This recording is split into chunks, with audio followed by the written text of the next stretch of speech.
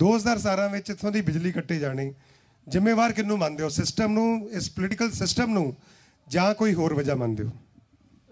ਦੇਖੋ ਸੰਧੂ ਸਾਹਿਬ, ਮੈਨੂੰ ਇਸ ਇਸ਼ੂ ਦੀਆਂ ਪੂਰੀਆਂ ਡਿਟੇਲਸ ਤਾਂ ਪਤਾ ਨਹੀਂ, ਪਰ ਕਿਉਂਕਿ 2017 ਦੇ ਵਿੱਚ ਮੈਨੂੰ ਤਾਂ 4 ਜਨਵਰੀ ਨੂੰ ਕੋਡ ਆਫ ਕੰਡਕਟ ਲੱਗ ਗਿਆ ਸੀ ਅਤੇ ਉਸ ਤੋਂ ਬਾਅਦ ਇਲੈਕਸ਼ਨ ਪ੍ਰੋਸੈਸ ਸ਼ੁਰੂ ਹੋ ਗਿਆ, ਅਤੇ ਮੈਨੂੰ ਨਹੀਂ ਲੱਗਦਾ ਕੋਈ ਸਰਕਾਰ ਦੇ ਹੱਥ 'ਚ ਕੋਈ ਬਹੁਤ ਵੱਡੀ ਜਿਹੜਾ ਕੋਈ ਰਹਿ ਜਾਂਦਾ ਹੈ ਉਸ ਇਸ਼ੂਜ਼ ਨੂੰ ਟੇਕ ਅਪ ਕਰਨ ਲਈ। ਪਰ ਮੈਂ ਸਮਝਦਾ ਜਿਵੇਂ ਤੁਹਾਡੀ ਭਾਵਨਾ ਹੈ ਵੀ ਇਹ ਬਹੁਤ ਹੀ ਮੰਦਭਾਗਾ ਹੈ, ਜਿਹਦੇ ਵਾਸਤੇ ਮੈਂ ਕਿਸੇ ਵਿਅਕਤੀ ਵਿਸ਼ੇਸ਼ ਨੂੰ ਭਾਵੇਂ ਨਹੀਂ ਜ਼ਿੰਮੇਵਾਰ ਕਹੂੰਗਾ ਵੀ ਫਲਾਣੇ ਨੇ ਕੀਤਾ ਹੈ, ਪਰ ਇੱਕ ਗੱਲ ਮੈਂ ਕਹਾਂਗਾ ਵੀ ਕਿਤੇ ਨਾ ਕਿਤੇ ਸਾਡਾ ਜਿਹੜਾ ਸਿਸਟਮ ਹੈ ਉਹਦਾ ਫੇਲੀਅਰ ਕਹਿ ਸਕਦੇ ਹਾਂ, ਕਿਉਂਕਿ ਜਿਹੜੀਆਂ ਸਰਕਾਰਾਂ ਨੇ ਉਹਨਾਂ ਦਾ ਚਾਹੇ ਫਾਈਨੈਂਸਿੰਗ ਹੈ ਚਾਹੇ ਜੋ ਵੀ ਹੈ ਉਹ ਇੱਕ ਪ੍ਰੋਸੈਸ ਰਾਹੀਂ ਹੁੰਦੀਆਂ, ਬਜਟ ਐਲੋਕੇਸ਼ਨਸ ਹੁੰਦੀਆਂ ਨੇ, ਅਤੇ ਉਹਦੀ ਪ੍ਰੋਪਰ ਯੂਟੀਲਾਈਜੇਸ਼ਨ ਨਾ ਹੋਣਾ ਜਾਂ ਉਹਦੀ ਜੋ ਮੰਤਵ ਹੈ ਉਹਦੇ ਲਈ ਨਾ ਖਰਚੇ ਜਾਣਾ, ਜਾਂ ਜਿਹੜਾ ਥੱਲੇ ਅਧਿਕਾਰੀ ਨੇ ਜਿਨ੍ਹਾਂ ਨੇ ਉਸ ਚੀਜ਼ ਨੂੰ ਇੰਪਲੀਮੈਂਟ ਕਰਨਾ ਹੈ, ਉਹ ਸਾਰੀਆਂ ਚੀਜ਼ਾਂ ਦੇ ਵਿੱਚ ਕਿਤੇ ਵੀ ਮੈਂ ਮਹਿਸੂਸ ਕਰਦਾ ਵੀ ਇਹ ਕੋਈ ਕਮੀ ਰਹਿ ਸਕਦੀ ਹੈ। ਪਰ ਖ਼ਾਸ ਤੌਰ 'ਤੇ ਐਸੇ ਸਥਾਨ ਜਿਹਦੇ ਕਰਕੇ ਅਸੀਂ ਇਹ ਸੱਤਾ ਜਾਂ ਇਹ ਜੋ ਸੱਤਾ ਦਾ ਆਨੰਦ ਮਾਣਦੇ ਹਾਂ, ਉਹਨਾਂ ਜਗ੍ਹਾ 'ਤੇ ਉਸ ਪਵਿੱਤਰ ਸਥਾਨ, ਉਸ ਜਗ੍ਹਾ ਨਾਲ ਉਸ ਜਿਹੜੀ ਕਿਸੇ ਉਹਨਾਂ ਦੀ ਯਾਦ ਦੇ ਵਿੱਚ ਜਗ੍ਹਾ ਜੁੜੀ ਹੋਵੇ, ਬਿਜਲੀ ਕੱਟੀ ਜਾਣੀ ਵਾਕਈ ਮੰਦਭਾਗੀ ਹੈ ਅਤੇ ਐਸੀ ਹੋਣੀ ਨਹੀਂ ਚਾਹੀਦੀ। ਇਹੋ ਹੀ ਸਵਾਲ ਜਿਹੜਾ ਮੇਰਾ ਕੈਪਟਨ ਸੰਦੀਪ ਸੰਧੂ ਨੂੰ ਹੈ। ਚਲੋ ਕੋਡ ਆਫ ਕੰਡਕਟ ਲੱਗ ਗਿਆ ਸੀ, ਕਿਸੇ ਕਾਰਨ ਕਰਕੇ ਇੱਥੇ ਸ਼ਾਇਦ ਬਿਜਲੀ ਕੱਟੀ ਗਈ ਜਾਂ ਮਿਊਜ਼ੀਅਮ ਬਣ ਨਹੀਂ ਪਾਇਆ।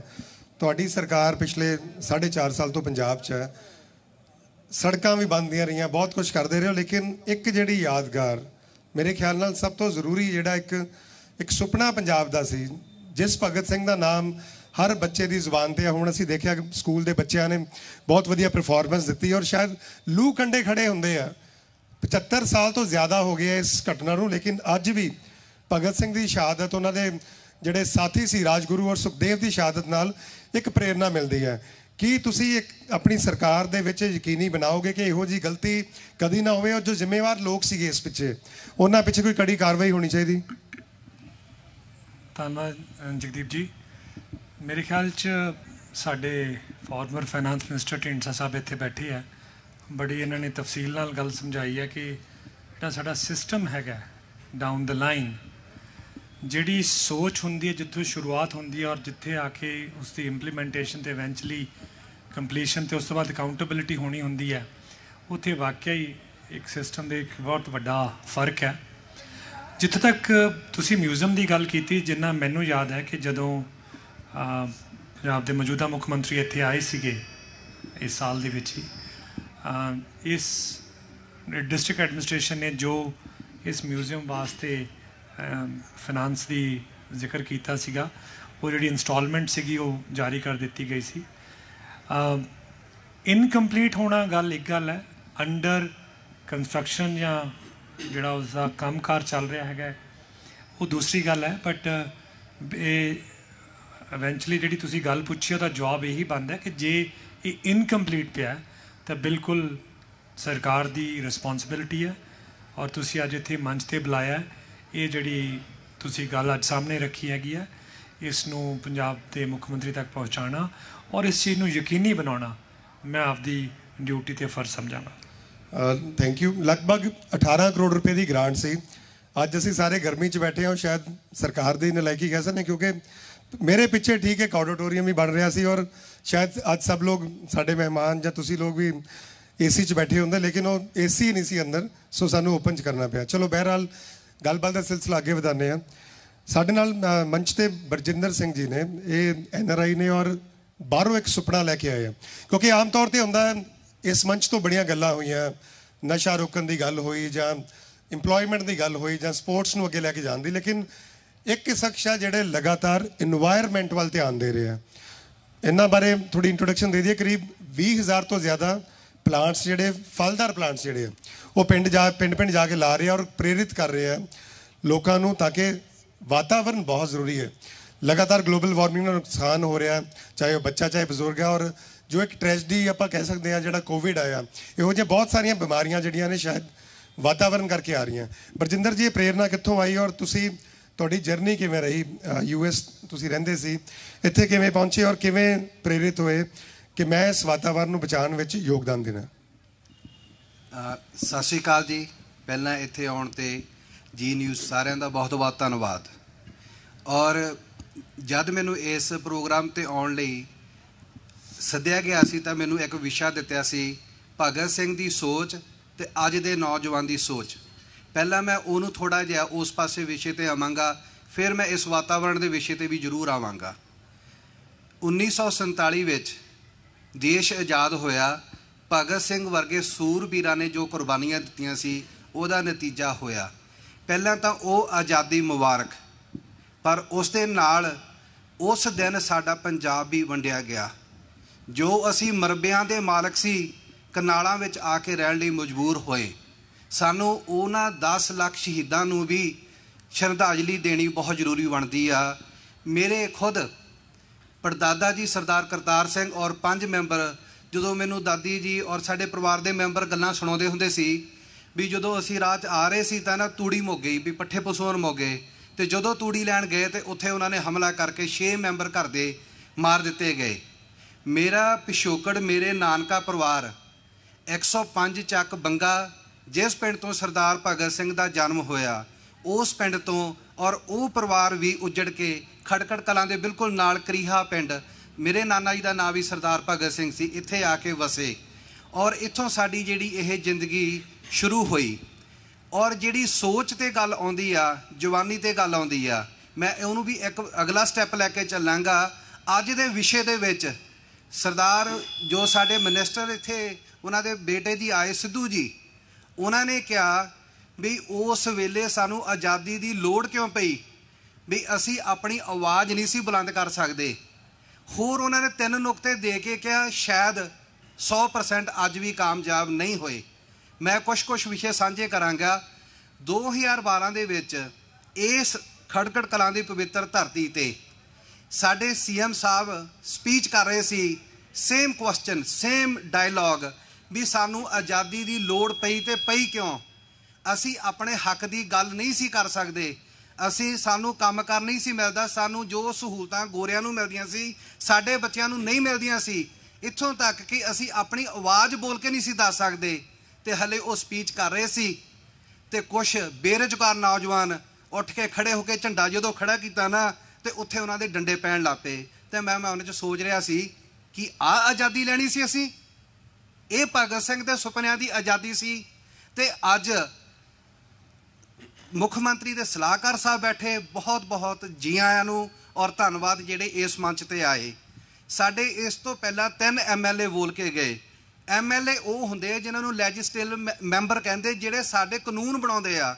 ਔਰ ਤਿੰਨਾਂ ਦੀ ਜ਼ੁਬਾਨ ਤੋਂ ਅਸੀਂ ਇਹ ਸੁਣਿਆ ਕਿ ਸਾਡਾ ਸਿਸਟਮ ਫੇਲ ਆ। ਅਤੇ ਸਲਾਹਕਾਰ ਸਾਹਿਬ ਨੇ ਜਦੋਂ ਤੁਸੀਂ ਬਿੱਲ ਦੀ ਗੱਲ ਕੀਤੀ ਨਾ, ਇਹ ਕਹਿੰਦੇ ਸਾਡੇ ਸਿਸਟਮ 'ਚ ਕਮੀਆਂ ਆ, ਅਤੇ ਫਿਰ ਸਾਨੂੰ MLA ਵਿਧਾਨ ਸਭਾ 'ਚ ਜਿਤਾ ਕੇ ਭੇਜਣ ਦੀ ਲੋੜ ਕੀ ਹੋਈ? ਉਹਨਾਂ ਨੇ ਸਾਡੇ ਸਿਸਟਮ ਨੂੰ ਠੀਕ ਕਰਨ ਲਈ ਕੀਤਾ ਕੀ? ਉਸ ਭਗਤ ਸਿੰਘ ਜਿਨ੍ਹਾਂ ਨੇ 23 ਸਾਲ ਦੀ ਉਮਰ ਦੇ ਵਿੱਚ ਸ਼ਹਾਦਤਾਂ ਦੇ ਦਿੱਤੀਆਂ, ਆਪਣੇ ਸਰੀਰ ਕੁਰਬਾਨ ਕਰਤੇ, ਪਰਿਵਾਰਾਂ ਤੋਂ ਸਭ ਕੁਝ ਨਿਸ਼ਾਵਰ ਕਰਤਾ, ਅਤੇ ਸਾਨੂੰ ਹਾਸਲ ਕੀ ਹੋਇਆ? ਇਹ ਕੁਛ। ਜਦੋਂ ਅਸੀਂ ਇਹਨਾਂ ਗੱਲਾਂ 'ਤੇ, ਵਿਸ਼ਿਆਂ 'ਤੇ, ਨੌਜਵਾਨ ਦੀ ਸੋਚ, ਵੀਰ ਜੀ ਸੋਚ ਉਹ ਬੰਦਾ ਸਕਦਾ ਆ ਜਿਹੜੇ ਬੰਦੇ ਨੂੰ ਸ਼ਾਮ ਦੀ ਰੋਟੀ 'ਤੇ, ਜਦੋਂ ਉਹ ਸੌਵੇਂ ਤੇ ਸਵੇਰ ਦੀ ਰੋਟੀ ਦਾ ਪ੍ਰਬੰਧ ਹੋਵੇ। ਸਾਡਾ ਨੌਜਵਾਨ ਸੋਚ ਕੀ ਸਕਦਾ ਆ? ਅਸੀਂ ਕਹਿੰਦੇ ਸਾਡਾ ਨੌਜਵਾਨ ਆਈਲਟ ਕਰ ਰਿਹਾ ਆ, ਸਾਡਾ ਨੌਜਵਾਨ ਨਸ਼ਿਆਂ 'ਚ ਜਾ ਰਿਹਾ ਆ। ਜਦ ਸਾਡੇ ਨੌਜਵਾਨ ਦੇ ਕੋਲ ਜਦੋਂ ਬੱਚਾ ਰੋਂਦਾ ਹੈ ਨਾ, ਮਾਂ ਉਹਨੂੰ ਇੱਕ ਖਿਡੌਣਾ ਦਿੰਦੀ ਵੀ ਆ ਖੇਡ, ਅਤੇ ਸਾਡੇ ਨੌਜਵਾਨ ਦੇ ਕੋਲ ਕਿਹੜਾ ਖਿਡੌਣਾ ਸਰਕਾਰ ਵੱਲੋਂ, ਸਾਡੇ ਸਮਾਜ ਵੱਲੋਂ, ਕਿ ਸਾਡੇ ਨੌਜਵਾਨ ਨਸ਼ਿਆਂ ਵੱਲ ਨਾ ਜਾਣ, ਸਾਡੇ ਨੌਜਵਾਨ ਆਈਲਟ ਕਰਕੇ ਵਿਦੇਸ਼ ਨਾ ਜਾਣ। ਵਿਦੇਸ਼ ਜਾਣਾ ਕੋਈ ਮਾੜੀ ਗੱਲ ਨਹੀਂ, ਮੈਂ ਵੀ 25 ਸਾਲ ਤੋਂ ਵਿਦੇਸ਼ ਵਿੱਚ ਰਹਿ ਰਿਹਾ ਹਾਂ। ਪਰ ਹੋਇਆ ਕੀ? ਜਦੋਂ ਅਸੀਂ ਗਏ ਸੀ, ਸਾਡੀ ਸੋਚ ਸੀ ਅਸੀਂ ਆਪਣੇ ਪੁਰਖਿਆਂ ਦੀ, ਆਪਣੇ ਮਾਤਾ ਪਿਤਾ ਨੂੰ ਖੁਸ਼ਹਾਲ ਕਰਨਾ। ਅੱਜ ਦਾ ਨੌਜਵਾਨ ਕੀ ਕਹਿੰਦਾ ਆ ਵੀ ਬਾਪੂ ਮੈਨੂੰ ਵੀਜ਼ਾ ਲੱਗ ਗਿਆ ਤਾਂ ਤੂੰ ਜ਼ਮੀਨ ਵੇਚ, ਕੋਠੀ ਵੇਚ ਤੇ ਆ ਮੇਰੇ ਕੋਲ। ਸੋਚ ਬਦਲ ਗਈ। ਜਿਹੜੀ ਭਗਤ ਸਿੰਘ ਨੇ ਸੋਚ ਲੈ ਕੇ ਸ਼ਹਾਦਤ ਦਿੱਤੀ ਸੀ, ਉਹ ਤਾਂ ਕਿਤੇ ਲੱਭ ਨਹੀਂ ਰਹੀ। ਬਿਲਕੁਲ ਬਰਜਿੰਦਰ ਜੀ, ਸਿਸਟਮ ਦਾ ਫੇਲੀਅਰ ਤੇ ਹੈ ਹੀ ਹੈ, ਸ਼ਾਇਦ ਇਸ ਜਿਹੜੀ ਬੈਠੀ ਪਬਲਿਕ ਦਾ ਵੀ ਫੇਲੀਅਰ ਹੈ, ਕਿਉਂਕਿ ਅਸੀਂ ਕਿਉਂ ਚਾਹੁੰਦੇ ਇਹੋ ਜਿਹੇ ਨੁਮਾਇੰਦੇ ਜਿਹੜੇ ਸਾਡੇ ਭਗਤ ਸਿੰਘ ਹੋਣਾ ਨੂੰ ਇਨਸਾਫ ਨਹੀਂ ਦੇ ਪਾਉਂਦੇ। ਬਹਿਰਹਾਲ ਯਾਦਵਿੰਦਰ ਕੰਗ ਨੇ ਯੰਗ ਪੋਲੀਟੀਸ਼ੀਅਨ ਨੇ। ਯਾਦਵਿੰਦਰ, ਅਸੀਂ ਦੇਖਦੇ ਹਾਂ ਬਹੁਤ ਸਾਰੇ ਜਿਹੜੇ ਯੰਗਸਟਰਸ ਹੈ ਉਹ ਗੈਂਗਸਟਰਸ ਨੂੰ ਆਈਡਲਾਈਜ਼ ਕਰ ਰਹੇ ਆ। ਬਹੁਤ ਸਾਰੇ ਹੀਰੋ ਹੁੰਦੇ, ਸਾਡੇ ਸੈਲੀਬ੍ਰਿਟੀਜ਼ ਹੁੰਦੇ ਆ, ਚਾਹੇ ਉਹ ਸਪੋਰਟਸਮੈਨ ਹੈ ਚਾਹੇ ਕੋਈ ਹੋਰ ਸੈਲੀਬ੍ਰਿਟੀਜ਼ ਹੈ, ਉਹਨਾਂ ਨੂੰ ਉਹ ਆਪਣਾ ਹੀਰੋ ਨਹੀਂ ਮੰਨਦੇ। ਆਖਰ ਵਜ੍ਹਾ ਕੀ ਮੰਨਦੇ ਹੋ ਇਹਦੇ ਪਿੱਛੇ? ਮੈਂ ਜੀ ਸਭ ਤੋਂ ਪਹਿਲਾਂ ਤਾਂ ਇਸ ਪਵਿੱਤਰ ਧਰਤੀ ਨੂੰ ਜਿੱਥੇ ਆਪਾਂ ਬੈਠੇ ਹਾਂ ਸਲਾਮ ਕਰਦਾ। ਮੇਰੇ ਨਾਲ ਮੰਚ ਤੇ ਸਾਡੇ ਸਾਰੇ ਸੀਨੀਅਰ ਸਾਡੇ ਸਾਥੀ। ਪਹਿਲਾਂ ਜਗਦੀਪ ਜੀ ਮੈਂ 2 ਮਿੰਟ ਲੈਣਾ ਚਾਹੂੰਗਾ। ਸਾਡੇ ਭਾਈ ਸਾਹਿਬ, ਮੈਂ ਨਾਮ ਭੁੱਲ ਰਿਹਾ, ਜਿਹੜੇ ਬਰਜਿੰਦਰ ਸਿੰਘ, ਹਾਂ ਬਰਜਿੰਦਰ ਜੀ ਨੇ ਕਈ ਗੱਲਾਂ ਕਰੀਆਂ, ਆਪਣੇ ਸਿਸਟਮ ਦੀ ਕਮੀਆਂ ਦੱਸੀਆਂ। ਪਰ ਜੇ ਆਪਾਂ ਅੱਜ ਗੱਲ ਕਰ ਰਹੇ ਹਾਂ 75 ਸਾਲ ਹੋ ਗਏ ਸਾਡਾ ਭਾਰਤ ਆਜ਼ਾਦ ਹੋਇਆ। ਮੈਨੂੰ ਲੱਗਦਾ ਮਾਈਕ ਦੀ ਖਰਾਬੀ ਹੈ, ਤੁਸੀਂ ਦੂਸਰਾ ਮਾਈਕ ਯੂਜ਼ ਕਰ ਲਓ।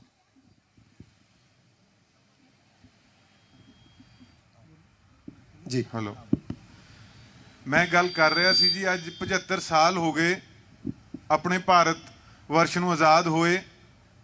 ਜੇ ਆਪਾਂ ਪਿੱਛੇ ਝਾਤੀ ਮਾਰ ਕੇ ਦੇਖੀਏ, ਜਦੋਂ ਭਾਰਤ ਸਾਡਾ ਦੇਸ਼ ਆਜ਼ਾਦ ਹੋਇਆ, ਸਾਡੇ ਪਹਿਲੇ ਪ੍ਰਧਾਨ ਮੰਤਰੀ ਸਵਰਗੀ ਜਵਾਹਰ ਲਾਲ ਨਹਿਰੂ ਜੀ, ਉਦੋਂ ਸਾਡੇ ਦੇਸ਼ ਕੋਲ, ਸਾਡੇ ਦੇਸ਼ ਦੇ ਵਾਸੀਆਂ ਕੋਲ 3 ਡੰਗ ਦੀ ਰੋਟੀ ਖਾਣ ਬਾਰੇ ਵੀ ਸੋਚਣਾ ਪੈਂਦਾ ਸੀ।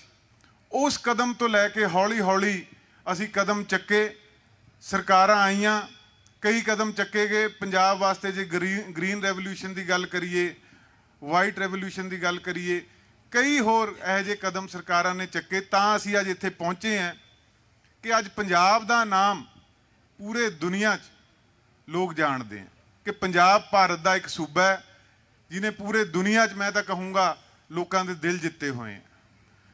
ਇਹਦੇ 'ਚ ਕੋਈ ਸ਼ੱਕ ਨਹੀਂ। ਜੋ ਤੁਸੀਂ ਗੱਲ ਮੈਨੂੰ ਸਵਾਲ ਪੁੱਛਿਆ ਗੈਂਗਸਟਰ ਵਾਲਾ, ਪਰ ਮੈਂ ਨਹੀਂ ਸਮਝਦਾ ਕਿ ਸਾਰਾ ਸਾਡਾ ਯੂਥ ਅੱਜ ਗੈਂਗਸਟਰ ਦੇ ਵੱਲ ਜਾ ਰਿਹਾ।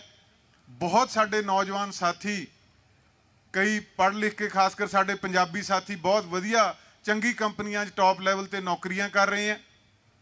ਔਰ ਕਈ ਸਾਡੇ ਨੌਜਵਾਨ ਜ਼ਰੂਰ ਬਾਹਰ ਜਾਣ ਦੀ ਇੱਛਾ ਰੱਖਦੇ ਆ ਕਿ ਉੱਥੇ ਸ਼ਾਇਦ ਸਾਡਾ ਵਧੀਆ ਭਵਿੱਖ ਹੋਊਗਾ। ਪਰ ਇਹ ਗੱਲ ਜਿਹੜੀ ਤੁਸੀਂ ਕਹੀ ਕਿ ਸਾਰੇ ਆਪਣੇ ਨੌਜਵਾਨ ਗੈਂਗਸਟਰ ਨੂੰ ਆਈਡਲਾਈਜ਼ ਕਰਦੇ ਆ, ਮੈਂ ਇਹਦੇ ਨਾਲ ਕਾਫੀ ਹੱਦ ਤੱਕ ਸਹਿਮਤ ਨਹੀਂ ਹੈ। ਕੁਝ ਹੋ ਸਕਦੇ ਹੈ ਜੀ, ਲੇਕਿਨ ਮੈਂ ਪੂਰੀ ਤਰ੍ਹਾਂ ਸਹਿਮਤ ਹਾਂ, ਕਿਉਂਕਿ ਮੈਂ ਅੱਜ ਤੱਕ ਕੋਈ ਸੋਸ਼ਲ ਮੀਡੀਆ ਤੇ ਇਹੋ ਜਿਹੀ ਪੋਸਟ ਨਹੀਂ ਦੇਖੀ ਕਿ ਫਲਾਣਾ ਜਿਹੜਾ ਬੰਦਾ ਬਹੁਤ ਸਕਸੈਸਫੁਲ ਹੈ ਅਸੀਂ ਉਹਨੂੰ ਆਈਡਲਾਈਜ਼ ਕਰ ਰਹੇ ਹਾਂ। ਬਹਿਰਹਾਲ ਢੀਂਡਸਾ ਸਾਹਿਬ, ਤੁਸੀਂ ਸਿਸਟਮ ਦਾ ਇੱਕ ਲੰਬੇ ਟਾਈਮ ਤੋਂ ਹਿੱਸਾ ਰਹੇ ਹੋ, ਫਾਈਨਾਂਸ ਮਿਨਿਸਟਰ ਰਹੇ ਹੋ ਪੰਜਾਬ ਦੇ। ਵਜ੍ਹਾ ਕੀ ਮੰਨਦੇ ਹੋ? ਪੰਜਾਬ ਜੋ ਇੱਕ ਸੁਪਨਿਆਂ ਦਾ ਪੰਜਾਬ ਸੀ ਭਗਤ ਸਿੰਘ ਹੋਣਾ ਦਾ, ਕਮੀ ਕਿੱਥੇ ਰਹਿ ਜਾਂਦੀ? ਕਿਉਂਕਿ ਅਸੀਂ ਵੱਡੀਆਂ ਗੱਲਾਂ ਕਰਦੇ ਹਾਂ। ਅੱਜ ਮੈਂ ਵੀ ਮੰਚ ਤੋਂ ਬਹੁਤ ਕੁਝ ਬੋਲ ਕੇ ਜਾਊਂਗਾ, ਲੇਕਿਨ ਜਿਹੜੀ ਰਿਐਲਿਟੀ ਹੈ ਉਹ ਕੁਝ ਹੋਰ ਹੁੰਦੀ ਹੈ। ਕੀ ਪੋਲੀਟੀਕਲ ਸਿਸਟਮ ਦੀਆਂ ਖਾਮੀਆਂ ਨੇ ਕਿ ਬਾਰ-ਬਾਰ ਇਹ ਕਿਉਂ ਆਪਣਾ ਸਵਾਲ ਉੱਠਦੇ ਨੇ ਕਿ ਪੋਲੀਟੀਕਲ ਸਿਸਟਮ ਦਾ ਫੇਲੀਅਰ ਹੈ ਜਾਂ ਕਿਸ ਦਾ ਫੇਲੀਅਰ ਹੈ? ਕੀ ਲੋੜ ਕੀ ਹੈ? ਰਾਜਨੀਤੀ ਜਿਹੜੀ ਅੱਜ ਦੀ ਰਾਜਨੀਤੀ ਹੈ ਉਹਦੇ ਵਿੱਚ ਕੀ ਚੇਂਜਸ ਦੀ ਲੋੜ ਮੰਨਦੇ ਹੋ? ਜਗਦੀਪ ਜੀ, ਤੁਹਾਡੀ ਇਹ ਗੱਲ ਬਿਲਕੁਲ ਸਹੀ ਹੈ ਵੀ ਇਹ 'ਚ ਫੇਲਿਅਰਸ ਸਿਸਟਮ ਦੇ ਵਿੱਚ ਕਾਫੀ ਵੱਡੇ ਪੱਧਰ ਤੇ ਹੈਗੇ ਹੈ।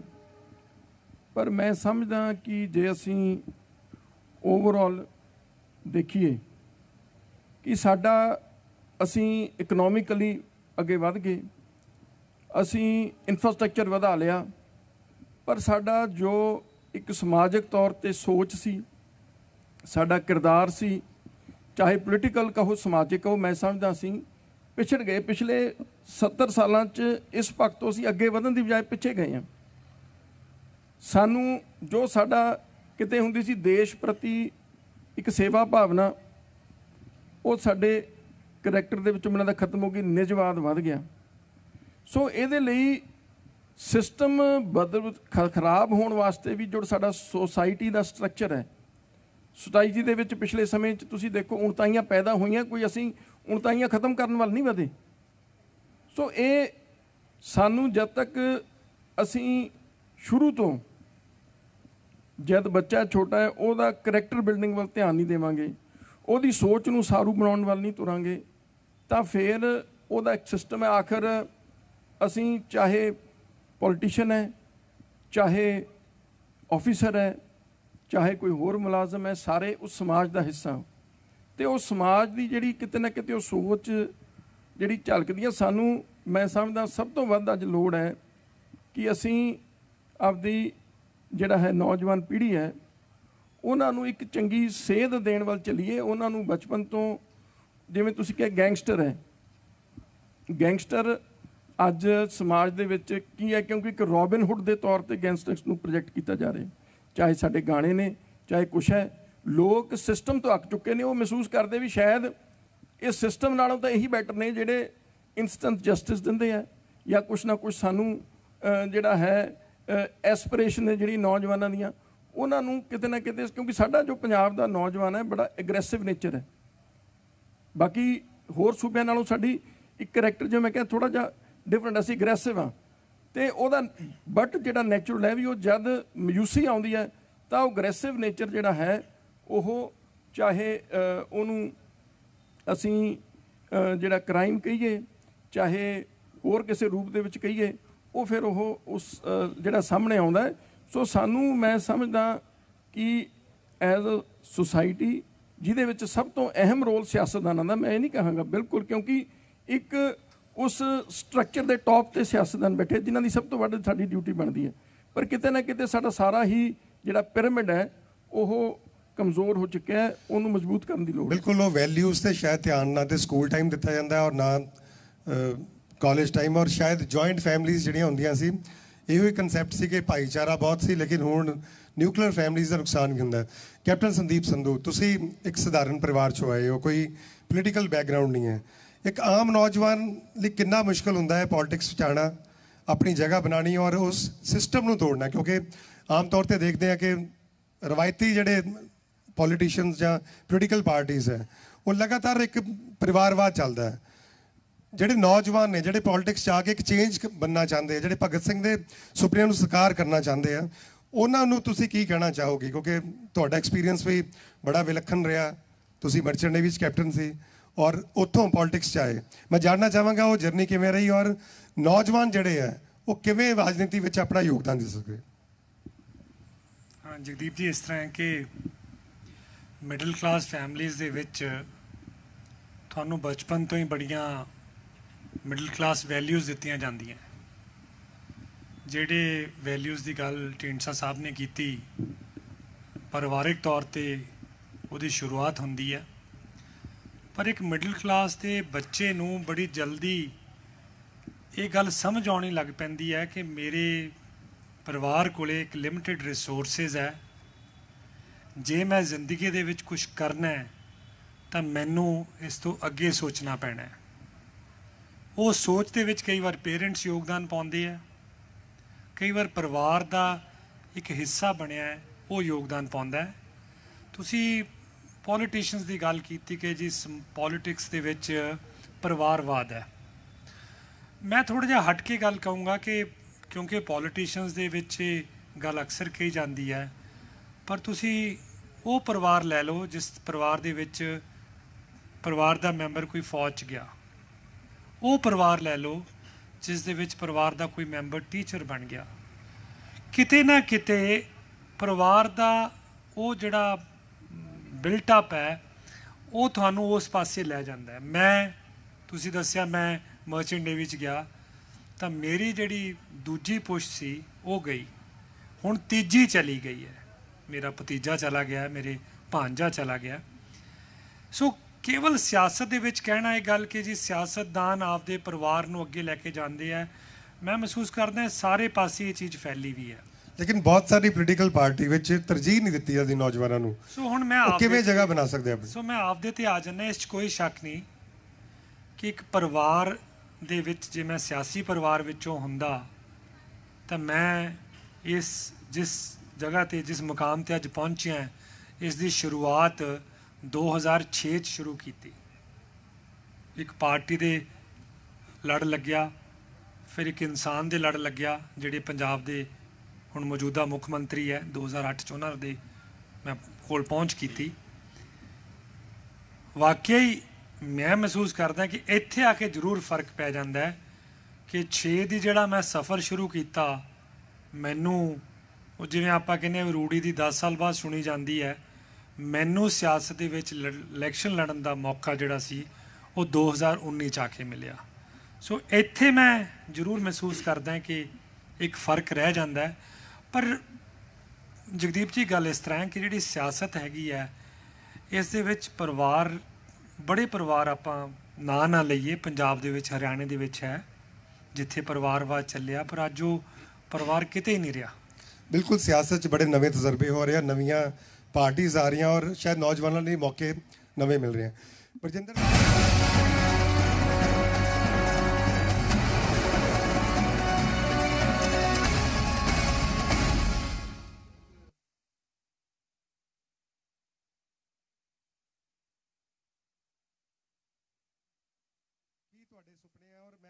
फिर वापस आना एनवायरमेंट ते, क्योंकि एनवायरमेंट कभी इशू नहीं बनया किसी पॉलिटिक्स। मैनू नहीं लगता किसी पोलीटिकल पार्टी के मैनीफेस्टो में कभी ये जिक्र होंगे कि असीं इन्ने प्लांट्स लावांगे।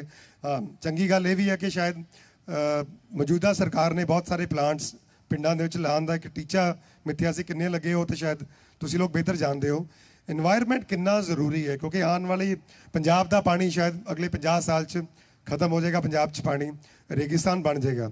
कितना ज़रूरी है प्लांट्स लाने, पिंड पिंड दे विच जाके इस मुहिम नूं चलाना, और पोलीटिकल पार्टियां की योगदान दे सकदियां ने अपने एनवायरमेंट बचाने नूं। क्योंकि मैं कल देख रहा सी अमेरिका दे विच 17 ट्रिलियन डॉलर्स कमिट किए गए ने एनवायरमेंट नूं सिक्योर करने लई, लेकिन साडियां सरकारां नूं शायद इहदे विच कोई उन्हां नूं कोई वोट नहीं मिलने, किसी दा ध्यान ही नहीं इस विच।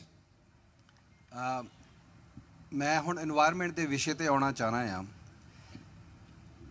ਇਹ ਤਾਂ ਗੁਰੂ ਨਾਨਕ ਸਾਹਿਬ ਨੇ ਵੀ ਸਾਨੂੰ 550 ਸਾਲ ਪਹਿਲਾਂ ਕਹਿ ਦਿੱਤਾ ਸੀ, ਜਿਹੜੀ ਇਹ ਪਾਣੀ ਤੇ ਹਵਾ ਇਹ ਤੋਂ ਬਗੈਰ ਜੀ ਨਹੀਂ ਸਕਦੇ। ਕਿਸ ਇਨਸਾਨ ਹੀ ਹੈ ਨਾ ਜੋ ਸਰਕਾਰ 'ਚ ਆ, ਮੁੱਖ ਮੰਤਰੀ ਵੀ ਇਨਸਾਨ ਆ ਤੇ ਉਹਨਾਂ ਦੇ MLA ਸਲਾਹਕਾਰ ਜੋ ਵੀ ਸਿਸਟਮ ਢਾਂਚਾ IAS IPS ਸਾਰਾ ਕੁਝ ਇਨਸਾਨ ਆ। ਕਿਸ ਇਨਸਾਨ ਨੂੰ ਇਹ ਗੱਲ ਨਹੀਂ ਪਤਾ ਕਿ ਸਾਨੂੰ ਜਿਉਣ ਲਈ ਇੱਕ ਪਾਣੀ ਤੇ ਇੱਕ ਹਵਾ ਚਾਹੀਦੀ ਆ, ਔਰ ਕੀ ਪਾਲਿਸੀ ਬਣਾਈ ਜਿਹਦੇ ਨਾਲ ਅਸੀਂ ਪੰਜਾਬ ਦੇ ਵਿੱਚ ਰੁੱਖ ਲਗਾ ਸਕੀਏ। ਮੇਰਾ ਇੱਕ ਦਿਨ ਮੈਨੂੰ ਇੱਕ ਦੋਸਤ ਕਹਿੰਦਾ ਵੀ ਕੋਈ ਆਈਡੀਆ ਹੋਵੇ। ਮੈਂ ਕਿਹਾ ਦੇਖੋ ਜੀ, ਆਈਡੀਆ ਤਾਂ ਇਹ ਹੁੰਦਾ ਵੀ ਜੇ ਸਰਕਾਰ ਨੇ ਕੋਈ ਸੋਚ ਹੋਵੇ, ਜਿਹੜੇ ਬੰਦੇ ਸਰਕਾਰਾਂ ਵਿੱਚ ਜਾ ਰਹੇ ਆ ਨਾ ਉਹਨਾਂ ਦੀ ਸੋਚ ਵੀ ਹੋਵੇ ਨਾ ਵੀ ਅਸੀਂ ਇਨਵਾਇਰਮੈਂਟ ਵਾਸਤੇ ਕੁਝ ਕਰਨਾ ਆ। ਹੁਣ ਜਿਸ ਸੂਬੇ ਵਿੱਚ ਜਾਰਜੀਆ ਦੇ ਵਿੱਚ ਅਮਰੀਕਾ 'ਚ ਮੈਂ ਰਹਿਣਾ ਆ, ਮੇਰੇ ਖਿਆਲ 'ਚ ਅਮਰੀਕਾ ਦਾ ਸਭ ਤੋਂ ਜ਼ਿਆਦਾ ਜੰਗਲ ਹੋਣਾ ਆ, ਤੇ ਸਾਡੇ ਜਦੋਂ ਅਸੀਂ ਸੜਕ ਤੇ ਨਿਕਲੀਦਾ ਤੇ ਜੰਗਲ ਤੋਂ ਬਗੈਰ ਕੁਛ ਨਹੀਂ ਦਿਸਦਾ। ਪਰ ਤਾਂ ਵੀ ਮੇਰੇ ਘਰ ਦੇ ਵਿੱਚ ਕਾਉਂਟੀ ਵੱਲੋਂ, ਸਿਟੀ ਵੱਲੋਂ 4 ਦਰਖਤ ਲੱਗਣੇ ਰਿਕੁਆਇਰਡ ਆ। ਠੀਕ ਹੈ, ਸਾਡੇ ਜਿਹੜੇ ਘਰਾਂ ਦੇ ਵਿੱਚ ਅਨਪਲੈਨਡ ਘਰ ਹੋ ਗਏ ਵੀ, ਛੋਟੇ ਘਰ, ਫਾਈਨੈਂਸ਼ੀਅਲ ਸਿਚੁਏਸ਼ਨਾਂ ਆ, ਉਹਨਾਂ ਨੂੰ ਅਸੀਂ ਇੱਕ ਸਾਈਡ ਤੇ ਰੱਖ ਦਈਏ। ਤੁਸੀਂ ਅੱਜ ਤੋਂ 25-30 ਸਾਲ ਪਹਿਲਾਂ ਚਲ ਜਾਓ, ਹਰ ਘਰ ਦੇ ਵਿੱਚ ਉਦੋਂ ਕਿਹੜਾ 에ਅਰ ਕੰਡੀਸ਼ਨ ਹੁੰਦੇ ਸੀ, ਪਰਿਵਾਰਾਂ ਨੇ ਬਾਹਰ ਬੈਠਣਾ ਹੁੰਦਾ ਸੀ ਤੇ ਦਰਖਤਾਂ ਦੀ ਛਾਂ ਦੇਖ ਕੇ ਤਾਂ ਚਾਹ ਬਣਦੀ ਹੁੰਦੀ ਸੀ। ਜਦੋਂ ਪਰਛਾਵੇਂ ਢਲਣੇ ਕਹਿਣਾ ਵੀ ਪਰਛਾਵਾਂ ਢਲ ਗਿਆ ਤੇ ਹੁਣ ਚਾਹ ਬਣਾ ਲਓ। ਉਹ ਵਿਹੜੇ ਛੋਟੇ ਹੋ ਗਏ, ਚਲੋ ਉਹ ਇਹ ਫਾਈਨੈਂਸ਼ੀਅਲੀ ਮਜਬੂਰੀਆਂ ਸੀ, ਪਰ ਸਰਕਾਰ ਦੀ ਕੋਈ ਵੀ ਸੋਚ ਨਹੀਂ। ਜੇ ਸਰਕਾਰ ਇਹੀ ਇੱਕ ਗੱਲ ਕਹਿ ਦੇਵੇ ਵੀ ਹਰ 1 ਏਕੜ ਵਿੱਚ ਇੱਕ ਦਰਖਤ ਘੱਟੋ ਘੱਟ ਜਿਹੜਾ ਆ ਕਿਸਾਨ ਲਾਵੇ, ਤੇ ਤਾਂ ਕਿ ਉਹਦੇ ਨਾਲ ਸਾਡੇ ਤਾਂ ਅਰਬਾਂ ਹੀ ਜਿਹੜੇ ਆ ਦਰਖਤ ਹੋ ਸਕਦੇ, ਕੋਈ ਐਫਰਟ ਕਰਨ ਦੀ ਲੋੜ ਨਹੀਂ। ਉਸ ਕਿਸਾਨ ਨੂੰ ਕੋਈ ਬੈਨੀਫਿਟ ਨਹੀਂ ਮਿਲੂਗਾ ਵੀ, ਕਿਉਂਕਿ ਇਹ ਜਿਹੜੀ ਭਲੇ ਲਈ ਚੀਜ਼ ਆ। ਜੇ ਅਸੀਂ ਹਵਾ ਸ਼ੁੱਧ ਲੈਣੀ ਆ ਨਾ, ਜਿਹੜੀ ਅੱਜ ਲੈਣੀ, ਅੱਜ ਤੋਂ 50 ਸਾਲ ਬਾਅਦ ਲੈਣੀ, 100 ਸਾਲ ਬਾਅਦ ਵੀ ਲੈਣੀ ਆ, ਤੇ ਕੁਛ ਤਾਂ ਉਪਰਾਲਾ ਕਰਨਾ ਹੀ ਪਊਗਾ ਨਾ ਜੀ ਉਹਦੇ ਵਾਸਤੇ ਸਾਨੂੰ। ਪਰ ਜੇ ਸਰਕਾਰ ਦੀ ਸੋਚ ਹੋਵੇ, ਤੁਸੀਂ ਸੋਚ ਛੱਡੋ ਜੀ, ਵੀਰ ਪਰਮਿੰਦਰ ਸਿੰਘ ਜੀ ਮੇਰੇ ਵੱਡੇ ਵੀਰ ਜੀ ਕੁਛ ਦਿਨ ਪਹਿਲਾਂ ਮੱਤੇਵਾੜਾ ਆਏ, ਜਿਹੜੇ ਲੱਗੇ ਆ ਸਰਕਾਰ ਤਾਂ ਉਹ ਉਜਾੜਨ ਲੱਗੀ ਆ, ਨਵੇਂ ਤਾਂ ਹਿਲਾਉਣੇ ਬਹੁਤ ਦੂਰ ਦੀਆਂ ਗੱਲਾਂ ਆ। ਢੀਂਡਸਾ ਦਾ ਸਵਾਲ ਲੈ ਲੈਣ, ਤੁਸੀਂ ਫਾਈਨਾਂਸ ਮਿਨਿਸਟਰ ਰਹੇ ਹੋ, ਕਿੰਨਾ ਕੁ ਬਜਟ ਦੇ ਵਿੱਚ ਪ੍ਰੋਵੀਜ਼ਨ ਰੱਖਦੇ ਹੋ ਕਿ এনवायरमेंट ਨੂੰ ਸੇਫ ਕਰਨਾ ਹੈ?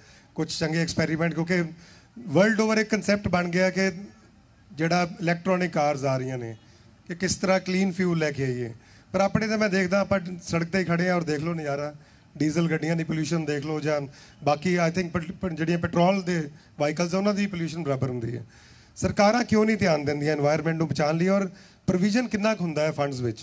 ਦੇਖੋ ਗੱਲ ਇਹ ਹੈ ਵੀ ਸਕੀਮਸ ਵੀ ਹੁੰਦੀਆਂ, ਸਾਰਾ ਕੁਝ ਹੁੰਦਾ, ਪਰ ਗੱਲ ਹੈ ਉਹਦੀ ਇੰਪਲੀਮੈਂਟੇਸ਼ਨ। ਸ਼ਾਇਦ ਉਧਰ ਪਾਸੇ ਧਿਆਨ ਨਹੀਂ ਹੈ। ਤੁਸੀਂ ਦੇਖੋ ਵੀ ਕੋਈ ਵੀ ਦਰਖਤ ਕੱਟਿਆ ਜਾਂਦਾ ਹੈ ਉਹਦੇ ਵਾਸਤੇ ਸਰਕਾਰ ਪੈਸਾ ਭਰਾਉਂਦੀ ਹੈ। ਇੱਕ ਕੈਂਪਾ ਫੰਡ ਹੈ ਗਵਰਨਮੈਂਟ ਆਫ ਇੰਡੀਆ ਦਾ, ਉਹਦੇ 'ਚ ਪੈਸੇ ਜਾਂਦੇ ਨੇ। ਉਹ ਰੀਪਲਾਂਟੇਸ਼ਨ ਵਾਸਤੇ ਜਗ੍ਹਾ ਖਰੀਦਣ ਲਈ, ਉਹਦੇ ਲਈ ਜੇ ਤੁਸੀਂ ਜਿੰਨੇ ਦਰਖਤ ਕੱਟੋਗੇ ਉਹਦੀ ਜਗ੍ਹਾ ਖਰੀਦਣ ਲਈ ਵੀ ਹੋਰ ਸਾਰੇ ਲਈ ਤੁਹਾਨੂੰ ਪੈਸੇ ਜਮ੍ਹਾਂ ਕਰਾਉਣੇ ਪੈਂਦੇ ਨੇ। ਉਹ ਪੈਸੇ ਪਹਿਲੀ ਗੱਲ ਤਾਂ ਗਵਰਨਮੈਂਟ ਸਮੇਂ ਸਿਰ ਰਿਲੀਜ਼ ਹੀ ਨਹੀਂ ਕਰਦੀ, ਗਵਰਨਮੈਂਟ ਆਫ ਇੰਡੀਆ, ਅਤੇ ਜੇ ਆ ਜਾਂਦੇ ਨੇ ਉਹ ਪ੍ਰੋਪਰਲੀ ਜਿਹੜਾ ਉਹ ਐਗਜ਼ੀਕਿਊਟ ਨਹੀਂ ਹੁੰਦੇ। ਉਹ ਜਿਹੜੇ ਦਰਖਤ ਲੱਗਦੇ ਵੀ ਨੇ, ਮੈਨੂੰ ਲੱਗਦਾ ਜੇ ਤੁਸੀਂ ਰਿਕਾਰਡ ਕਢਾਓਗੇ ਤਾਂ ਪੰਜਾਬ ਦੇ ਵਿੱਚ ਹਰ ਸਾਲ ਕਰੋੜਾਂ ਦਰਖਤ ਲੱਗਦੇ ਨੇ। ਤੁਸੀਂ ਗਵਰਨਮੈਂਟ ਦੀਆਂ ਨਰਸਰੀਜ਼ ਜਾਓ ਦੇਖੋ, ਲੇਕਿਨ ਸਿਰਫ ਫੋਟੋ ਖਿਚਾਉਣ ਲਈ ਲੱਗਦੇ ਆ ਬਹੁਤ ਸਾਰੇ ਪੋਲੀਟੀਸ਼ੀਅਨਸ। ਮੈਂ ਕਹਿ ਰਿਹਾ ਉਹਦੀ ਬਾਤ ਸੰਭਾਲ ਕੋਈ ਨਹੀਂ। ਲੱਗ ਗਏ ਬੂਟੇ ਨੂੰ ਲਾਉਣਾ, ਮੈਂ ਸਮਝਦਾ ਸਿਰਫ ਉੱਥੇ ਤੱਕ ਸੀਮਿਤ ਹੋਣਾ ਨਹੀਂ। ਗੱਲ ਤਾਂ ਹੈ ਵੀ ਜਦ ਬੂਟੇ ਲੱਗਦੇ ਉਦੋਂ ਬਾਅਦ ਸੰਭਾਲ। ਸਾਨੂੰ ਸਭ ਤੋਂ ਵੱਡੀ ਪ੍ਰੋਬਲਮ ਹੈ ਵੀ ਗਵਰਨਮੈਂਟ ਦੀਆਂ ਪਾਲਿਸੀਜ਼ ਕੋਈ ਮਾੜੇ ਨਹੀਂ, ਗੱਲ ਹੈ ਵੀ ਉਹਦੀ ਇੰਪਲੀਮੈਂਟੇਸ਼ਨ ਨਹੀਂ ਪ੍ਰੋਪਰ। ਥੱਲੇ ਲੈਵਲ 'ਤੇ ਜਿਸ ਤਰ੍ਹਾਂ ਵੀ ਉਹ ਹੈਗੀ ਹੈ, ਅਸੀਂ ਉਹਨੂੰ ਸ਼ਾਇਦ ਇਹ ਵੀ ਗਵਰਨਮੈਂਟ ਦੀ ਬਹੁਤ ਵੱਡੀ ਫੇਲਰ ਹੈ ਵੀ ਅਸੀਂ ਆਪਣੀਆਂ ਪਾਲਿਸੀਜ਼ ਨੂੰ ਹੀ ਇੰਪਲੀਮੈਂਟ ਨਹੀਂ ਕਰਵਾ ਸਕਦੇ ਜਾਂ ਸਹੀ ਢੰਗ ਨਾਲ ਨਹੀਂ ਕਰਵਾ ਰਹੇ। ਬਿਲਕੁਲ, ਸ਼ਾਇਦ ਦਰਖਤ ਲਾਉਣ ਦਾ ਵੋਟਾਂ ਵੀ ਨਹੀਂ ਮਿਲਦੀਆਂ ਨਾ, ਉਹ ਵੀ ਰੀਜ਼ਨ ਹੈ। ਔਰ ਬਹੁਤ ਸਾਰਾ ਜਿਹੜੇ ਲੋਕ ਨੇ ਸ਼ਾਇਦ ਉਹਨਾਂ ਦੀ ਵੀ ਇੱਕ ਬਹੁਤ ਵੱਡੀ ਜ਼ਿੰਮੇਵਾਰੀ ਬਣਦੀ ਹੈ, ਕਿਉਂਕਿ ਸਰਕਾਰਾਂ ਨੇ ਤਾਂ ਚਲੋ ਬੂਟੇ ਲਾਣੇ ਆ, ਉਹਨਾਂ ਨੂੰ ਪਾਲਣਾ ਤੇ ਆਪਾਂ ਮਿਲ ਜੁਲ ਕੇ ਆ, ਔਰ ਮਿਲ ਜੁਲ ਕੇ ਉਹਨਾਂ ਨੂੰ ਪਾਲਾਂਗੇ ਤੇ ਸ਼ਾਇਦ ਵਾਤਾਵਰਨ ਸਾਫ਼ ਹੋਊਗਾ। ਕੈਪਟਨ ਸੰਦੀਪ ਸੰਧੂ, ਦੁਬਾਰਾ ਸਵਾਲ ਇੱਕ ਤੁਹਾਡੇ ਵੱਲ। ਯੂਥ ਜਿਹੜਾ ਬਹੁਤ ਭਟਕਿਆ ਪਿਆ, ਅੱਜ ਦੀ ਡੇਟ 'ਚ ਗੱਲ ਕਰੀਏ, ਅਸੀਂ ਇੱਥੇ ਬੈਠੇ ਬੜੀ ਮੁਕੱਦਸ ਜਗ੍ਹਾ 'ਤੇ, ਭਗਤ ਸਿੰਘ ਉਹਨਾਂ ਦਾ ਬਾਰ-ਬਾਰ ਜ਼ਿਕਰ ਹੁੰਦਾ।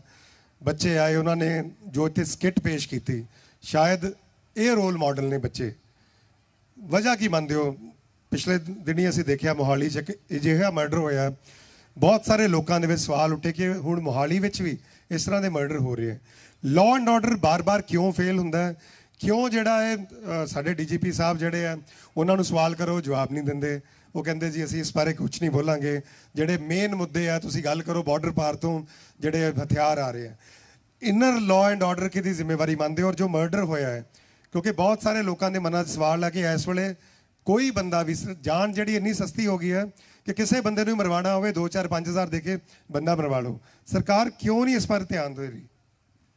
ਜਗਦੀਪ ਜੀ, ਕੋਈ ਵੀ ਸਰਕਾਰ ਹੋਵੇ, ਮੌਜੂਦਾ ਸਰਕਾਰ ਹੈਗੀ ਹੈ, ਉਸ ਤੋਂ ਪਹਿਲਾਂ ਅਕਾਲੀ ਦਲ ਦੀ ਸਰਕਾਰ ਸੀ, ਇੱਕ ਬੜਾ ਵਿਸ਼ਾ ਹੋ ਜਾਂਦਾ ਡਿਸਕਸ਼ਨ ਦਾ ਇਸ ਇਸ਼ੂ ਨੂੰ ਲੈ ਕੇ, ਕਹਿ ਦੇਣਾ ਕਿ ਇੱਕ ਨੌਜਵਾਨ ਦਾ ਜਿਹੜਾ ਨੌਜਵਾਨ ਜਿਹਦਾ ਮਰਡਰ ਹੋਇਆ, ਅੱਜ ਮੈਂ ਪਰਿਵਾਰ ਨਾਲ ਵੀ ਉੱਥੇ ਦੁੱਖ ਸਾਂਝਾ ਕਰਕੇ ਆਇਆ। ਜਗਦੀਪ ਜੀ, ਗੱਲ ਕੱਲੀ ਐਡਮਿਨਿਸਟ੍ਰੇਸ਼ਨ ਦੀ ਨਹੀਂ ਹੁੰਦੀ। ਜੇ ਐਡਮਿਨਿਸਟ੍ਰੇਸ਼ਨ ਦੀ ਦੇਖੀਏ ਤਾਂ ਹਰ ਸਾਲ ਜਾਂ ਹਰ ਮਹੀਨੇ ਇਨਫੋਰਮੇਸ਼ਨ ਆਪਾਂ ਨੂੰ ਮਿਲਦੀ ਹੈ। ਤੁਸੀਂ ਡੀਜੀਪੀ ਸਾਹਿਬ ਦੀ ਗੱਲ ਕੀਤੀ, ਤੁਸੀਂ ਸਰਹੱਦੋਂ ਪਾਰ ਆਉਣ ਦੀਆਂ ਗੱਲਾਂ ਕੀਤੀਆਂ।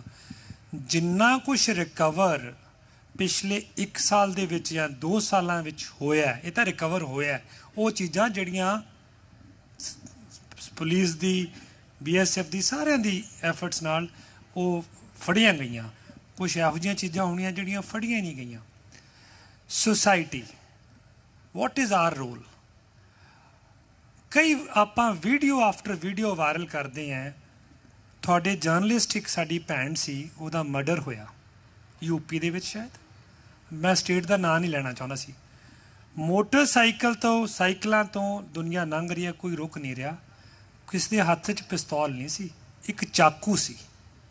ਕਿਤੇ ਨਾ ਕਿਤੇ ਸਾਡੀ ਵੀ ਇੱਕ ਸੋਸ਼ਲ ਰਿਸਪੌਂਸਿਬਿਲਿਟੀ ਬਣਦੀ ਹੈ ਜੀ। ਅਸੀਂ ਵੀ ਇਹ ਯੋਗਦਾਨ ਪਾਉਣਾ ਸਾਡੇ ਲਈ ਜ਼ਰੂਰੀ ਹੈ ਕਿ ਅਸੀਂ ਐਡਮਿਨਿਸਟ੍ਰੇਸ਼ਨ ਦੀ ਕਿਸੇ ਦੀ ਵੀ ਹੋਵੇ, ਕਿਤੇ ਵੀ ਹੋਵੇ, ਕ੍ਰਿਟੀਸਾਈਜ਼ ਕਰਨਾ ਔਰ ਮੇਰੇ ਹਿਸਾਬ ਦੇ ਨਾਲ ਉਹਨਾਂ ਨੂੰ ਪੜਾਅ ਦਿਖਾਉਣਾ ਬਿਲਕੁਲ ਜ਼ਰੂਰੀ ਹੈ। ਪਰ ਨਾਲ ਦੀ ਨਾਲ ਕਿਤੇ ਨਾ ਕਿਤੇ ਸਾਡਾ ਵੀ ਇਹ ਇੱਕ ਰਿਸਪੌਂਸਿਬਿਲਿਟੀ ਬਣਦੀ ਹੈ ਕਿ ਅਸੀਂ ਉਸ ਚੀਜ਼ ਦੇ ਵਿੱਚ ਇੱਕ ਅਹਿਮ ਯੋਗਦਾਨ ਪਾ ਚੁੱਕੀਏ। ਕਿੰਨੀ ਵਾਰ ਆਪਾਂ ਇਸ ਕਿਸਮ ਦਾ ਯੋਗਦਾਨ ਪਾ ਸਕਦੇ ਹੈਗੇ ਹਾਂ। ਜਿਹੜਾ ਮਰਡਰ ਦੀ ਆਪਾਂ ਗੱਲ ਮੋਹਾਲੀ ਦੀ ਕੀਤੀ, ਆਪਾਂ ਕਿਹਾ ਮੋਹਾਲੀ ਸੇਫ ਨਹੀਂ। ਮੈਂ ਮਹਿਸੂਸ ਕਰਦਾ ਜਿਹੜੀ ਸੇਫਟੀ ਇਸ਼ੂ ਹੈਗਾ, ਇਹ ਅਕਰੋਸ ਦਾ ਸਟੇਟ ਇੱਕ ਸਿਮਿਲਰ ਇਸ਼ੂ ਹੈਗਾ। ਬਾਰਡਰ ਸਟੇਟ ਹੋਣ ਕਰਕੇ ਬਹੁਤ ਇਹੋ ਜਿਹੀਆਂ ਚੀਜ਼ਾਂ ਦਾ ਸਾਹਮਣਾ ਆਪਾਂ ਨੂੰ ਕਰਨਾ ਪੈਂਦਾ ਹੈ। ਬਹੁਤ ਇਹੋ ਜਿਹੀਆਂ ਚੀਜ਼ਾਂ ਜਿਹੜੀਆਂ ਆਪਣੇ ਕਈ ਵਾਰ ਸਾਹਮਣੇ ਨਹੀਂ ਆਉਂਦੀਆਂ ਕਿਉਂਕਿ ਉਹ ਇੰਟਰਨੈਸ਼ਨਲ ਬਾਰਡਰ ਕਰਕੇ ਚੱਲ ਰਹੀਆਂ ਹੁੰਦੀਆਂ। ਬਹਰਹਾਲ ਜੇ ਆਪਾਂ ਗੱਲ ਕਰੀਏ ਇਸ ਆਰਡਰ ਲਾਅ ਐਂਡ ਆਰਡਰ ਨੂੰ ਲੈ ਕੇ, ਮੇਰੇ ਖਿਆਲ 'ਚ ਪਿਛਲੇ 4.5 ਸਾਲ ਦੇ ਵਿੱਚ ਲਗਾਤਾਰ ਬਹੁਤ ਇਹੋ ਜਿਹੇ ਅਹਿਮ ਖੁਲਾਸੇ ਗਵਰਨਮੈਂਟ ਨੇ ਔਰ ਗਵਰਨਮੈਂਟ ਦੀ ਏਜੰਸੀਜ਼ ਨੇ ਕੀਤੀ ਹੈ, ਜਿਸ ਤੋਂ ਤੁਸੀਂ ਇਹ ਮਹਿਸੂਸ ਕਰੋਗੇ ਕਿ ਜੇ ਇਸ ਤੋਂ ਪਹਿਲਾਂ ਜਿਹੜੇ 4 ਸਾਲ ਸੀ ਬਿਨਾਂ ਕਿਸੇ ਸਰਕਾਰ ਦੇ ਮੈਂ ਨਾਂ ਲਿਆ, ਉਸ ਦੇ ਮੁਕਾਬਲੇ ਅੱਜ ਇਸ ਸਰਕਾਰ ਨੇ ਉਸ ਤੋਂ ਅੱਗੇ ਜਾਂ ਉਸ ਤੋਂ ਜ਼ਿਆਦਾ ਜਾ ਕੇ ਕੀਤਾ। ਔਰ ਇਹ ਜਿਹੜਾ ਇਹ ਸਿਸਟਮ ਹੈਗਾ, ਇਹ ਉਦੋਂ ਅੱਤਵਾਦ ਸੀ।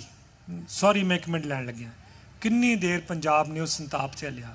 ਇਵੈਂਚੁਅਲੀ ਉਹੀ ਪੰਜਾਬ ਪੁਲਿਸ ਸੀ, ਉਹੀ ਇੰਟੈਲੀਜੈਂਸ ਏਜੰਸੀ ਸੀ, ਉਹੀ ਸਾਰਾ ਕੁਝ ਸੀ। ਅਖੀਰ ਦੇ ਵਿੱਚ ਆਪਾਂ ਉਸ 'ਤੇ ਜਿੱਤ ਹਾਸਿਲ ਕਿਵੇਂ ਕੀਤੀ? ਜਦੋਂ ਲੋਕਾਂ ਨੇ ਦਿਲ ਖੋਲ੍ਹ ਕੇ ਸਾਥ ਦਿੱਤਾ ਸਿਸਟਮ ਦਾ, ਐਡਮਿਨਿਸਟ੍ਰੇਸ਼ਨ ਦਾ। ਅੱਜ ਆਪਾਂ ਇੱਕ ਸ਼ਾਂਤਮਈ ਮਾਹੌਲ ਦੇ ਵਿੱਚ ਇਹੋ ਜਿਹੀ ਪਵਿੱਤਰ ਧਰਤੀ 'ਤੇ ਬੈਠੇ ਇਸ ਖੁੱਲ੍ਹੇ ਤਰੀਕੇ ਨਾਲ ਇਹੋ ਜਿਹੀਆਂ ਖੁੱਲ੍ਹੀਆਂ ਗੱਲਾਂ ਕਰ ਰਹੇ ਹਾਂ। ਬਿਲਕੁਲ, ਥੋੜ੍ਹੀ ਸਮੇਂ ਦੀ ਕਮੀ ਹੈ। ਢੀਂਡਸਾ ਸਾਹਿਬ, ਬਹੁਤ ਹੀ ਸੰਖੇਪ ਵਿੱਚ ਨੌਜਵਾਨਾਂ ਨੂੰ ਕੀ ਸੰਦੇਸ਼ ਦੇਣਾ ਚਾਹੁੰਦੇ ਹੋ ਇਸ ਮੰਚ ਤੋਂ? ਕਿਉਂਕਿ ਬਾਰ-ਬਾਰ ਗੱਲ ਆ ਰਹੀ ਨੌਜਵਾਨਾਂ ਦੀ। ਨੌਜਵਾਨ ਜਿਹੜਾ ਸਾਡਾ ਰੋਲ, ਉਹਨਾਂ ਨੂੰ ਰੋਲ ਮਾਡਲ ਨਹੀਂ ਮਿਲ ਰਿਹਾ ਪੰਜਾਬ ਸ਼ਾਇਦ। ਕੀ ਉਹਨਾਂ ਨੂੰ ਸੰਦੇਸ਼ਾ ਦੇਣਾ ਚਾਹੁੰਦੇ ਹੋ? ਤੁਹਾਡੀ ਪਾਰਟੀ ਜਿਹੜੀ ਹੈ ਨੌਜਵਾਨਾਂ ਨੂੰ ਕਿਵੇਂ ਅੱਗੇ ਲੈ ਕੇ ਜਾਏਗੀ ਔਰ ਕਿਵੇਂ ਉਹਨਾਂ ਦਾ ਯੋਗਦਾਨ ਜਿਹੜਾ ਹੈ ਪੰਜਾਬ ਲਈ ਉਹ ਯੂਜ਼ ਕਰੇਗੀ? ਦੇਖੋ, ਪਹਿਲਾਂ ਤਾਂ ਜਿੱਥੋਂ ਤੱਕ ਸਾਡੀ ਪਾਰਟੀ ਦੀ ਗੱਲ ਹੈ, ਸਾਡੇ ਲੀਡਰਸ਼ਿਪ ਢੀਂਡਸਾ ਸਾਹਿਬ ਤੇ ਬ੍ਰਹਮਪੁਰਾ ਸਾਹਿਬ ਇਹ ਫੈਸਲਾ ਕਰ ਚੁੱਕੇ ਨੇ ਕਿ ਅਸੀਂ ਖੁਦ ਇਲੈਕਸ਼ਨ ਨਹੀਂ ਲੜਨੀ, ਅਸੀਂ ਨੌਜਵਾਨਾਂ ਨੂੰ ਮੌਕਾ ਦੇਣਾ ਹੈ। 50% ਘੱਟੋ ਘੱਟ ਜਿਹੜੀ ਰਿਪਰੈਜ਼ੈਂਟੇਸ਼ਨ ਨੌਜਵਾਨਾਂ ਲਈ ਜਿਹੜੀ ਹੈ ਆਗਾਮੀ ਜੋ ਇਲੈਕਸ਼ਨਾਂ ਦੇ ਵਿੱਚ ਅਸੀਂ ਜਿਹੜਾ ਕਰਨ ਜਾ ਰਹੇ ਹਾਂ। ਪਰ ਦੂਜਾ, ਮੈਂ ਨੌਜਵਾਨਾਂ ਨੂੰ ਤਾਂ ਇਹੀ ਬੇਨਤੀ ਕਰਾਂਗਾ ਵੀ ਸਾਨੂੰ ਆਪ ਸਿਸਟਮ ਸੁਧਾਰਨ ਵੱਲ ਸਾਰਿਆਂ ਨੂੰ ਆਪਦਾ ਯੋਗਦਾਨ ਸਮਝ ਕੇ ਪਾਉਣਾ ਪਏਗਾ। ਆਪਾਂ ਇਹ ਐਕਸਪੈਕਟ ਨਹੀਂ ਕਰ ਸਕਦੇ ਵੀ ਕੋਈ ਹੋਰ ਆ ਕੇ ਸਿਸਟਮ ਸੁਧਾਰੇ। ਅਸੀਂ ਸਾਰੇ ਉਹਦਾ ਹਿੱਸਾ। ਸਾਨੂੰ ਇੱਕ ਜ਼ਿੰਮੇਵਾਰੀ ਲੈਣੀ ਪਏਗੀ। ਅਸੀਂ ਅੱਗੇ ਆਈਏ। ਅਸੀਂ ਜਿਹੜੇ ਪੰਜਾਬ ਦੇ ਵਿੱਚ ਚਾਹੇ ਪੋਲੀਟੀਕਲ ਫੀਲਡ ਹੈ, ਚਾਹੇ ਹੋਰ ਕਿਸੇ 'ਚ ਹੈ, ਉਹਦੇ ਵਿੱਚ ਅਹਿਮ ਰੋਲ ਅਦਾ ਕਰੀਏ।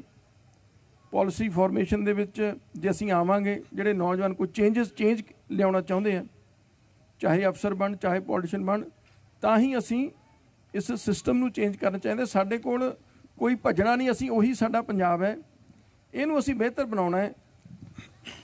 ਕਿਸ ਤਰ੍ਹਾਂ ਬਣਾਉਣਾ ਹੈ, ਇਹ ਸਾਨੂੰ ਸਾਰਿਆਂ ਨੂੰ ਇਕੱਠੇ ਹੋ ਕੇ ਸੋਚਣਾ ਪੈਣਾ ਹੈ।